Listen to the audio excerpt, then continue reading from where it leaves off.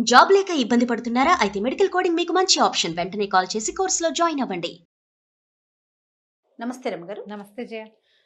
రమగారు, మరణించిన తరువాత లేతే కొద్దిసేపట్లో మరణిస్తారు అనగా చేసే కొన్ని క్రియలు ఇప్పుడున్న జనరేషన్‌కి, ఇప్పుడు ప్రెజెంట్ ఉన్న జనరేషన్‌కి కొన్ని నచ్చట్లేదండి.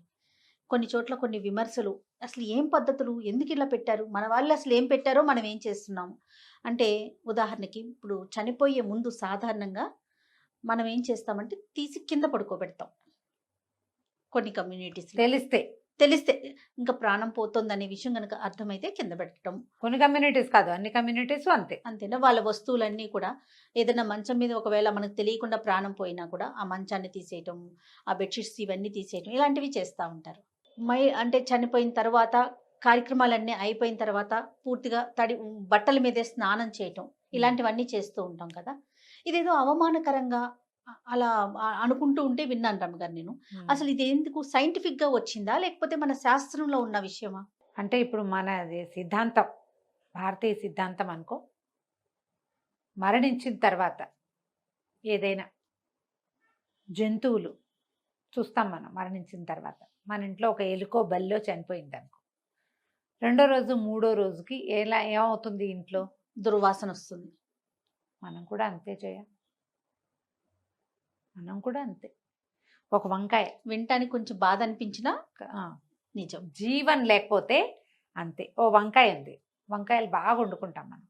ఓ వంకాయ సిలిండర్ వెనకాలో సామాన్ల మధ్యలోనూ పడింది. రెండో రోజుకి మూడో రోజుకి దుర్వాసన వస్తుందండి. ఆలుగడ్డలు మనం ఇష్టంగా తింటాం. హెల్త్ కూడా వంకాయ మంచిది, ఎంతో కొంత మంచి ప్రధాన ఆహారం. ఏమవుతుంది? అన్నం వండుకుంటాం. అన్నమే ప్రాణాధారం మనకి. 2 రోజులు ఉంటుంది. రెండో రోజుకి అన్నం ఏమవుతుందమ్మా? నీరు కారిపోయి వాసన వచ్చేస్తుంది. దుర్వాసన. కవర్లో కట్టినా సరే వాసన పోదు, అది మొత్తం వస్తుంది. ప్రాణాన్ని వదిలేశాక, జీవుడు వెళ్ళిపోయాక అందులో ఇంచి మన నాన్నో నాయనమ్మో మన అన్నయ్యో మన పెద్దనాన్నో మనకు అత్యంత ప్రీతిపాత్రుడైన గురువో మన జీవితాన్ని నిలబెట్టిన మహానుభావుడో శరీరాన్ని విడిచిన తర్వాత ఆ శరీరము పంచభూతాల్లో కలిసిపోవటమే. వాళ్ళెవరో ఇందులో ఉన్నంత వరకు, జవసత్వాలతో ఉన్నంత వరకు, జీవించి ఉన్నంత వరకే దీనికి విలువ. చొక్కాకి ఈ షర్ట్ విలువ అదే. జీవుడు ఒక్కసారి బయటికి వెళ్ళాక దీనికి ఏ విలువ లేదు. పైగా ఎన్నో రకాల పదార్థాలతో నిండి ఉంటుంది ఈ శరీరం. చీము నెత్తురు మనం చెప్పుకునే మాటలే కదా, వంకలు, లోపల జరుగుతున్నటువంటి అనేక రసాయన క్రియలు. గుండె కొట్టుకుంటూ ఉన్నంతసేపు నడుస్తుంది, జీవుడు వెళ్ళాక కొట్టుకోవడం మానేస్తుంది. ఇంకా అక్కడి నుంచి ఏమవుతుంది? ఇది తనంతట తను నాశనం అవ్వడానికి రెడీ అయిపోతుంది. కొన్ని గంటల పాటు వెచ్చగా ఉంటుంది.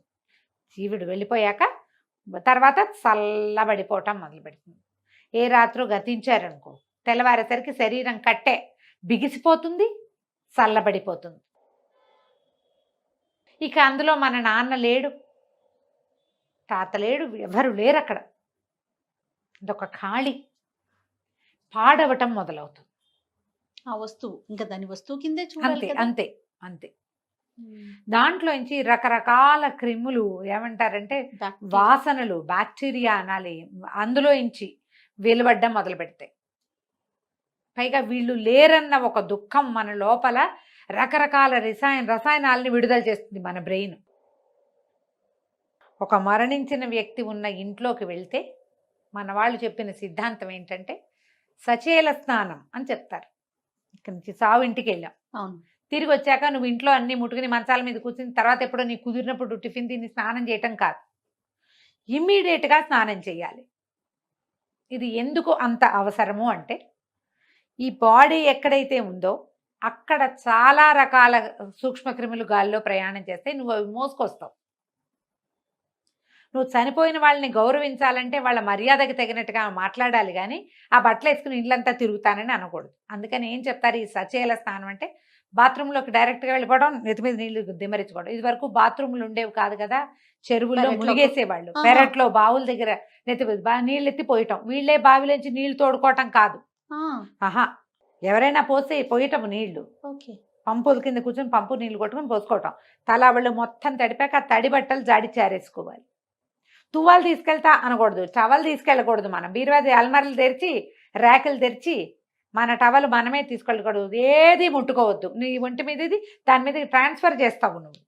ఎలా వెళ్ళి చూసామో అలానే వచ్చి స్నానం చేయాలి. చేయాలి. ఓకే. బాడీని తీసుకెళ్ళిపోయాక ఇల్లు కడిగేస్తారు. అవును, అవును. అన్ని చోట్ల ఉంది కదా జయ. ఆ కడగటం కూడా, ఆ క్రిములు కడగటం మీకోసమే. అది అంతే తప్ప అదేదో అవమానంగా భావించకూడదమ్మా, అది పొరపాటు. మీరు మనకు ఒక పక్కన తెలుసు, బ్యాక్టీరియా తెలుసు, సూక్ష్మక్రిములు తెలుసు, వైరస్లు తెలుసు, శరీరంలో ఎండార్ఫిన్లు రిలీజ్ అవుతాయి, అవేమిటో అవుతాయి, డోపమైన్లు వస్తాయి, బొచ్చడి తెలుసు మనకి. ఇవన్నీ సైన్స్ భూగోళం తెలుసుకున్నాం మనం. మనకంటే కొన్ని వేల సంవత్సరాల ముందు నుంచి మన ధర్మంలో ఉంది ఇది. అప్పటికి సైన్సులు తెలియవు, కానీ వాళ్ళకి విషయం తెలుసు. నీకు సైన్స్ అన్న పేరు తెలుసు, ఈ సైన్స్ వాళ్ళకి ఎప్పుడో తెలుసు. ఇంకా అప్పుడు చాలా నియమంగా కఠినమైన నియమం పాటించేవాళ్ళు. చేసేవారేమో కదా అవును, రమ్మగారు. ఇప్పుడే అవును. కొంచెం ఫ్లెక్సిబుల్ గా వాళ్ళని వెళ్ళిపోతున్నాము. వెళ్ళి ముట్టుకోకూడదు. ఎవరికైతే ఇది ఉందో వాళ్ళని ముట్టుకోకూడదు. ఆ ఇంటి పేరిట వాళ్ళని ముట్టుకోకుండా ఉండాలి. ఇది లెక్క. మరి కింద ఎందుకు పడుకోబెడతారు ఈ రమ్మగారు? అట్లా కాదయ్య. ఇప్పుడు ఎలా అంటే శరీరం పాంచభౌతికమైనది. మనం దేంతో నిర్మించబడ్డాం? పంచభూతాలతోటి నిర్మించబడింది శరీరం. అందులో ఏమున్నాయి? పృథివీ తేజో వాయురు ఆకాశాలు ఉన్నాయి. పృథివీ అంటే భూమి, అప్పు అంటే బేసిక్ మట్టి, అప్పు అంటే నీరు, పృథివీ అప్పు, తేజస్సు అంటే అగ్ని, వాయువు ఆకాశము. ఈ 5తోటి నిర్మించబడిన శరీరం. అందుకని పృథివికి భూమి మీద పెడితే ఏ ఎలిమెంట్ నుంచి మన శరీరం నిర్మించబడిందో దాన్ని దగ్గర చేస్తున్నాం మనం. సులువుగా జీవుడు వెళ్ళిపోతాడమ్మా, ఈజీగా వెళ్ళటం కోసం. పాత పద్ధతి. ఇంకంతే. భూసైనం చేయించడం అని పదం దానికి. భూసైనం అంటే అదే, చనిపోయే ముందు తీసుకెళ్ళి కింద. ఇప్పుడు రాత్రిపూట నిద్రలోనే పోయారు, తెలీదు కదా. మనం పెద్దవాళ్ళయ్యి తెలిసి మనకి మరణాసన్నులుగా ఉన్నారు అంటే అప్పుడు భూసైనం చేయించడం పాత. ఇప్పుడు అందరు ఎక్కడ చేస్తారు? జేఏ హాస్పిటల్లోనే ఉంటారు, అక్కడి నుంచే వెళ్ళిపోతారు. అవకాశం ఉన్నప్పుడు చేయగలుగుతారు. కాదు, ఒక్కొక్కళ్ళకి ఒక పట్టుదల. కాదు, మా నాన్న సుఖంగా బతికాడు, ఇప్పుడు కూడా సుఖంగానే పోవాలనుకుంటారు. మీరు వాళ్ళకి హెల్ప్ చేస్తున్నారు నేల మీద పడుకోబెట్టి. ఆ జీవుడు సులువుగా వెళ్లేందుకు అవకాశం ఇస్తున్నాం మనం నేల మీద పడుకోబెట్టడం అంటే. అది ఒక రకమైన రెస్పెక్ట్, అంతే. అదేం తప్పు కాదమ్మా. తప్పుగా భావించొద్దు. పాత పద్ధతి అంటే అది పూర్వీకుల పద్ధతి. ఇప్పుడు మేమెందుకు చేస్తాము అంటే నీ ఇష్టం. అది ఇంకా నీ ఇష్టం. వాళ్ళు మరణించాక ఏమవుతారో నువ్వు తెలుసుకోవాలా. ఇంకా సైన్స్ మరణించిన తర్వాత జీవుడు ఎట్లా ప్రయాణం చేస్తాడు, ఎక్కడికి వెళ్తాడు, ఎన్ని రోజులు ఉంటాయి, వాడిలో పంచకోశాలు ఉన్నాయి, ఒక కోశం ఇక్కడ ఉండిపోతుంది, తెలీదు మనకి. సైన్స్ అది కనిపెట్టాల. అవన్నీ కనిపెట్టింది ఇది శాస్త్రం ఉంది దానికి. లేదు, మనకు తెలియదు కదా జయ. అంతే కదా అమ్మగారు. అమ్మవారు చెప్తారు పంచకోశాంతర స్థిత అని చెప్తారు. మన 5 కోశాల్లోనూ అమ్మ ఉంటుంది, వెళ్ళిపోతుంది. మరి తెలుసుకోవాలి మనం. అది మన శాస్త్రం చెప్పింది. ఇలా చేయాలి, ఇలా ఉండాలి, ఈ రకంగా ఉంచాలి అని. ఈ జీవుడు ఎంతకాలం ఇక్కడ ఉంటాడో మరణించిన తర్వాత నీకు తెలుసా? సినిమాల్లో చూస్తావు నువ్వు. అంతే సినిమా వాళ్ళలో చూపిస్తుంటారు. అది వీరు యమభటులు రావడం, తీసుకుపోవటం, తర్వాత ఇక్కడ జరిగేవన్నీ చూడడం, వీళ్ళే పైకి వెళ్ళి మాట్లాడడం, కిందకెళ్ళి ఇదేంటి నేను పోయానా అని వాళ్ళే ఆశ్చర్యపోవడం అన్నీ కథల్లో సినిమాల్లో ఉంటాయి. ఒరిజినల్గా ఏ సైన్స్ అయినా దీని గురించి చెప్పిందా? కానీ సైన్స్ ఒక విషయం చెప్పింది. ఒక్కసారి మనిషి మరణించాక ఆ బాడీ ఎందుకు ఉపయోగపడదు? ఏమో ఉపయోగపడుతుంది. ఇప్పుడు సైన్స్ మనకి డెవలప్ అయింది కాబట్టి కొన్ని పార్ట్స్ని మనం వాడుకోవచ్చు సరైన సమయంలో. అందులో కూడా ఏంటి మనమే చెప్తున్నాము, శాస్త్రం చెప్పింది. కొన్ని గంటల పాటు శరీరం వెచ్చగా ఉంటుందని పూర్వీకులకి తెలుసు.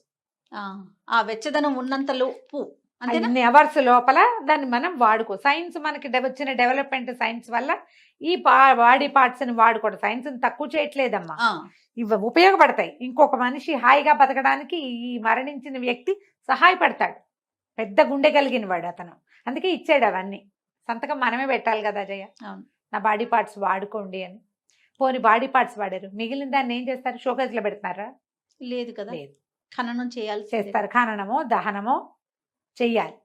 అయితే బాధ పెడతారు, లేకపోతే కాలుస్తారు, ఇదే చేస్తారు. ఇంకా కొంతమంది ఉన్నారు మహానుభావులు, ఈ మెడికల్ కాలేజీలోకి అక్కడికి నా బాడీని, అదంతా ఇప్పుడే కదమ్మా డెవలప్ అయింది. బాడీ వాడుకోండి, కెడావర్ అంటారు, అవి కావాలి వాళ్ళకి. ఇవి తెలుసుకోవడానికి, హ్యూమన్ బాడీ ఎలా పనిచేస్తుందో తెలుసుకోవడానికి స్టూడెంట్స్కి ఉపయోగపడడం కోసం మెడికల్ కాలేజీలకి డొనేట్ చేయబడ్డం. అందరం చేయం కాదు అసలు. ఇది, అందరి వల్ల కాదుగా. ఏ పల్లెటూళ్ళలోనూ ఉంటారు, అక్కడ అవకాశాలు ఉండవు. కొంచెం కాస్త టౌన్లు సిటీల్లో ఈ అవకాశాన్ని ఉపయోగించుకుంటారు. మిగిలిన భాగాలన్నీ వెళ్ళవలసిందే అంతే కదా. ఇది ఈ పాత పద్ధతుల్ని తెగనాడాల్సిన పని అయితే లేదు.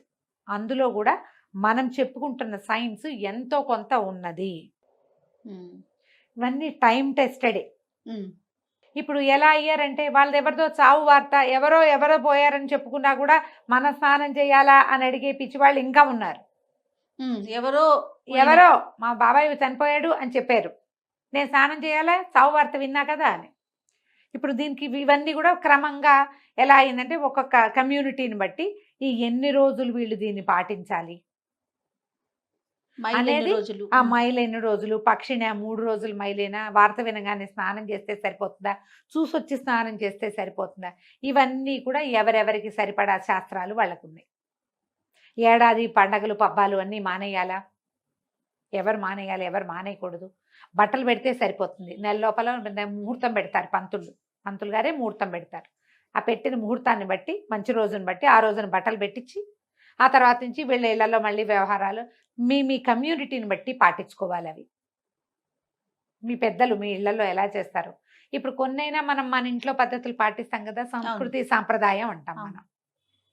మన దేశానికి ఒక సంస్కృతి, మన ప్రాంతానికి ఒక పద్ధతి, మన ఇంటికి ఒక సాంప్రదాయం.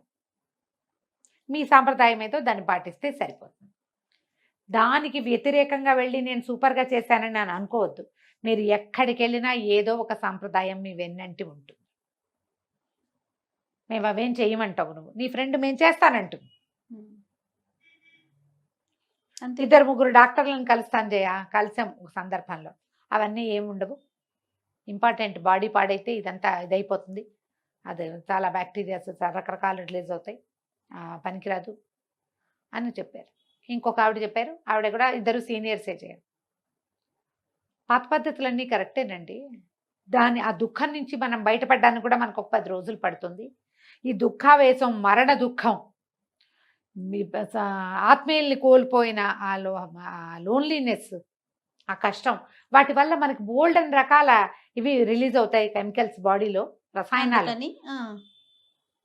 ముట్టుకోకపోవటమే మంచిది. అందుకని సాత్విక ఆహారం తింటారు. అందరి ఇళ్లలో ఏం చేస్తారో నాకు తెలియజేయ. మా ఇళ్లలో అరటికాయ, పెసరపప్పు అలాంటివి తింటారు, ఊరగాయలు అవి తినరు, పెద్దగా కారాలు అవి తినరు, పెసరపప్పే వండుకోవాలంటారు, కందిపప్పు అవి వండరు.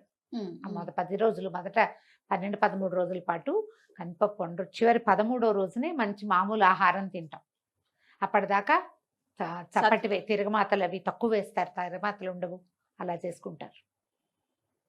మన ఇంట్లో ఆ రోజు ఎవరైతే మరణించారో ఆ రోజు వంటలు కూడా చేయరు. అవును, డెడ్ బాడీ ఉంటే ఊరంతా భోజనం చేయకుండా ఉండే కాలం కూడా ఉండేది. ఎవరిళ్లలోనూ పొయ్యి వెలగదు, పాతకాలపు పద్ధతి అనుకో. ఇప్పుడు ఏముంది, అపార్ట్మెంట్లలో ఉన్నాము, మానేసి ఉంటారు ఎంతో కొంత, అయినా కూడా కొన్ని పాటించవలసిందే కదా. అంతే కదా, అవునా.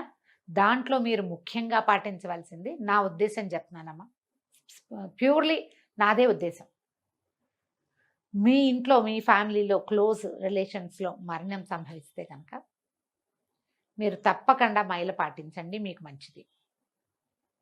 ఎక్కడికైనా వెళ్ళి ఒక మరణం దృశ్యాన్ని చూసి, లేదా వాళ్ళ ఇంట్లో మరణం జరిగింది, వాళ్ళని ఆ 10-15 రోజుల లోపలే వాళ్ళని కావలించుకున్నా, పలకరించడానికి వెళ్ళినా స్నానం చేయండి తప్పకుండా, బట్టలతోటి తప్పకుండా చేయండి. ఇవి ఎందుకంటే వాటి వల్ల మన ఒంటి మీదకి ఏవి రాకుండా ఉండడం కోసం. మేమైతే ఎవరి దగ్గరికైనా వెళ్ళి ఊరికే పలకరించడానికి వెళ్ళినా తలస్నానం చేస్తాను, తప్పకుండా చేయవలసిందే. ఇది పాతకాలం పద్ధతి అని అనుకోకండి. డాక్టర్స్ కూడా కొంతమంది యాక్సెప్ట్ చేస్తారు దీన్ని. డెడ్ బాడీని చూసొచ్చాక స్నానం చేయటమే మంచిది. రమ్మగారు, ఇది మనకి ఆచారం, సాంప్రదాయం. ఇటువైపు సైన్స్. 2 ఉన్నాయి కదండీ! 2 ఉన్నాయిగా. హ్మ్. ఇందులో మరీ అతి చాదస్తానికి పోతే పోకుండా. చెప్పలేము. అది కరెక్ట్. చాదస్తానికి పోతే చెప్పలేము. రైట్. ఇప్పుడు ఇండియాలో ఏవో మరణాలు సంభవిస్తాయి. ఫారెన్ ఇలా ఫారిన్ కంట్రీస్‌లో వాళ్ళు అడుగుతారు. మేము ఇవన్నీ తడుపుకోవాలా? మేము ఇవన్నీ చేయాలా? ఇలాంటివి అడుగుతారు. మీ పెద్దవాళ్ళని అడగండమ్మా అని చెప్తాను నేనైతే. చెయ్యొద్దు అని చెప్పామనుకో జయ, ఈ మాట చెప్తా నేను. నేను చెయ్యొద్దు అంటే, ఇది పిడికి బియ్యానికి ఒకే మాత్రం రమ్మగారు చేయక్కర్లేదన్నారని వీళ్ళందరికీ చెప్తారు. మీ ఇంట్లో పెద్దవాళ్ళని కన్సల్ట్ చేయండి. వాళ్ళు ఓకే అంటే ఓకే. పూజలు చేసుకోవచ్చా? మా ఇంట్లో మా పిన్నమావ గారు పోయారు, మేము వ్రతం నువ్వు చేసుకోవచ్చు అడతారు, చేయకూడదమ్మా అని చెప్తా. నేను చేయకూడదు, మీకు ఇది ఉంది, మైల్ ఉంది. మైల్ ఉంది, ఏడాది లోపల చేయదు. మీరు కమ్యూనిటీ ఏమిటి, మీకు అమ్మ చేయకూడదు అన్నారండి, మరి ఇంకా నన్ను ఎందుకు అడుగుతారు? చేయకూడదు అన్నాక చేసుకోవాలని ఉంది. ఈ సంవత్సరం మానేస్తే వచ్చే ఏడాది చేసుకోకూడదు, ఇందులోనే అయిపోతామా మనం? అదే కదా. అయిపోం కదా, వచ్చే సంవత్సరం చేసుకోవచ్చు. రైట్. ఎప్పుడు పాత సాంప్రదాయాలు మంచివేనమ్మా. అయితే విను, ఈ పాట అడుగు. చనిపోయిన వారి ఫోటోలు దేవుడి దగ్గర పెట్టుకోవచ్చా? అడిగేసే ఇందులో. అయితే రమ్మగారు, చనిపోయిన వారి ఫోటోల్ని మనం దేవుని మందిరంలో కానీ దేవుడి రూమ్లో కానీ పెట్టుకోవచ్చు అని. మందిరాల్లో పెట్టుకోకూడదు జయ. అంటే సాధారణంగా ఏమనుకుంటారంటే మా వాళ్ళు దేవుడి దగ్గరికి వెళ్ళిపోయారు, దేవుడు అయిపోయారు అని. అందుకని దేవుళ్ళల్లో పెట్టుకుంటారు.